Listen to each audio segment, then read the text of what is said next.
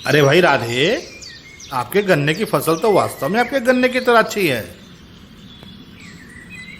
परंतु एक बात तो बताओ, आपके खेत में कोई कोई पत्ती पीली कैसे पड़ रही है? का कहते भाई राजन, कैसी पीली पत्ती?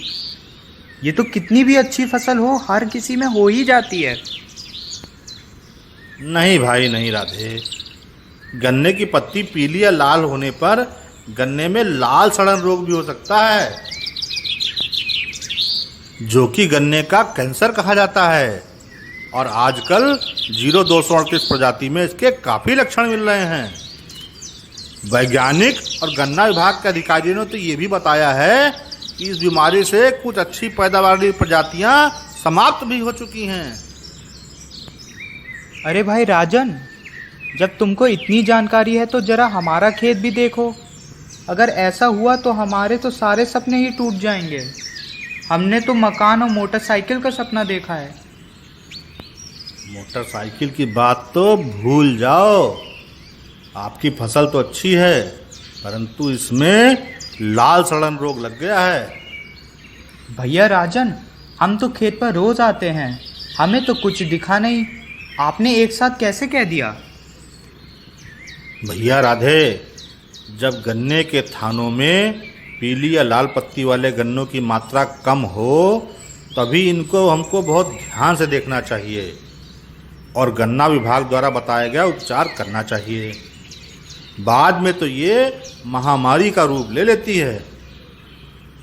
भैया राजन, जरा हमको भी इसके लक्षण और उपचार बताओ। ठीक है, तो ध्यान से सुनो।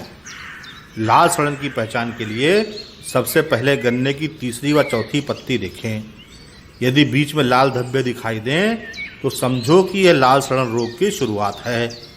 यह धब्बे जहाँ से शुरू होते हैं ऊपर की तरफ को चलते हैं और पीछे से देखने पर रुद्राक्ष की माला जैसी दिखाई दें तो समझ लो कि यह लाल सड़न का प्रारंभिक लक्षण है, जो जून माह में देखा जा सकता है।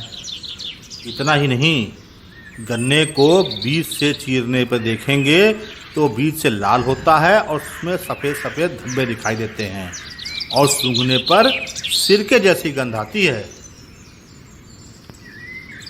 यदि इस रोग से ग्रसित गन्ने दिखाई दें तो सभी गन्नों के झुंड को जिसमें रोग लगा हो उसे उखाड़कर जला दें और उस स्थान पर ब्लीचिंग पाउडर डालकर थोड़ा सा पानी अवश्य डाल दें। इसके बाद उस पर हेक्सा स्टाफ का स्प्रे अवश्य करें।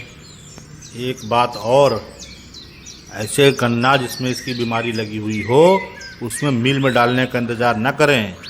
उस गन्ने को जल्दी से जल्दी किसी कोल्हू या क्रशर पर डालकर समाप्त कर दें और ऐसे खेत में पेड़ी की फसल बिल्कुल न रखें, क्योंकि समय बीतने के साथ इसकी पैदावार एकदम ना के बराबर रह जाएगी और जो आमदनी आज मिलनी है वो भी नहीं मिलेगी। रेड रॉट वाले गन्ने को हटाने के बाद उसमें 4 किलो ट्राइकोडर्मा और 4 किलो पीएसबी यह मिलाकर के 1 एकड़ खेत में अवश्य डाल दें। ये जानकारी तो आपने बहुत अच्छी दी है, परंतु ये सभी बातें अपनाकर हम वर्तमान में प्रभावित खेतों को ही नियंत्रित कर सकते हैं। किसी के खेत में बीमारी को लगने से कैसे रोका जाए, ये तो बताइए। बिल्कुल ठीक कहा।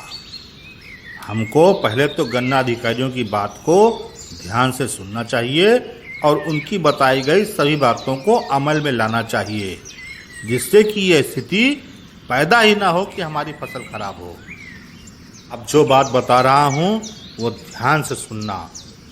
इसके नियंत्रण के लिए आप केवल स्वस्थ गन्ने की तैयार की गई नर्सरी से ही बीज लें और अपनी भी नर्सरी लगा सकते हैं। उसके लिए हेक्सा स्टाफ से 15 से 20 मिनट तक बीज शोधन करें।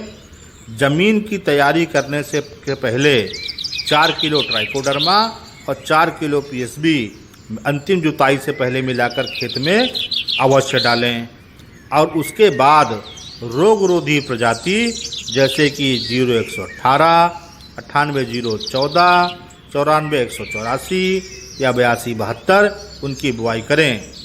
ध्यान रखना, यदि एक भी खेत प्रभावित हुआ तो खतरा बना रहेगा, हमारी फसल भी सुरक्षित नहीं रहेगी। एक भी खेत छूटा, सुरक्षा चक्र टूटा। बहुत बहुत धन्यवाद भैया राजन। अब हम भी इसी प्रकार हर किसान भाई को जरूर बताएंगे